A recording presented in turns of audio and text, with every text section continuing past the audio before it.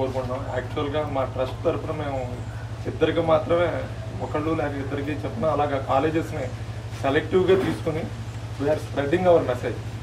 కానీ మిగిలిన మెసేజ్ పొందుతున్న వాళ్ళే కాకుండా మిగిలిన వాళ్ళందరూ కూడా ఎంతో ఓపిక్గా మేము చెప్పేదంతా వింటున్నాం. అంటే యాక్చువల్గా మేము we want to duplicate you people.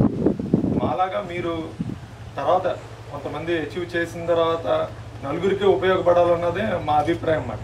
అందుగురించే we are taking that much time. Next దీని విషయంలో ఒక విషయం చెప్తాం అనుకున్నాను. మీ అందరికీ బావికి నుయ్యికి తేడా తెలుసా?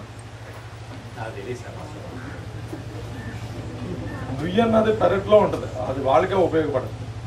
బావి అన్నది విలేజ్లో ఉంటుంది, నలుగురికి ఉపయోగపడదు. అలాగే మీరు అందరూ ఉపయోగపడాలన్నది మా అభిమతం.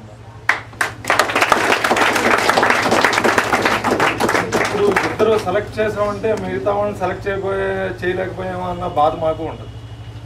అది దాన్ని మీరు దృష్టిలో పెట్టుకోకుండా మిగిలిన విద్యార్థులందరూ కూడా మీరు చేయాల్సింది ఏంటంటే చక్కగా చదువుకొని మీరు ఒక గోల్ సెట్టింగ్ చేసుకొని మీరు ఏమవుదాం అనుకుంటున్నారు అన్నది ఇప్పటి నుంచి డిసైడ్ చేసుకొని ఆ గోల్ని అచీవ్ చేయడానికి ట్రై చేయండి. దానికి తగ్గట్టుగా మీరు టైం మేనేజ్మెంట్ చేసుకోండి. చదువుకి వాటికి అన్నిటిని సంపాదనలో ఉంచుకుంటా ముందుకెళ్ళి మీరు జీవితంలో సక్సెస్ అవ్వాలన్నది మాకు. Thank you.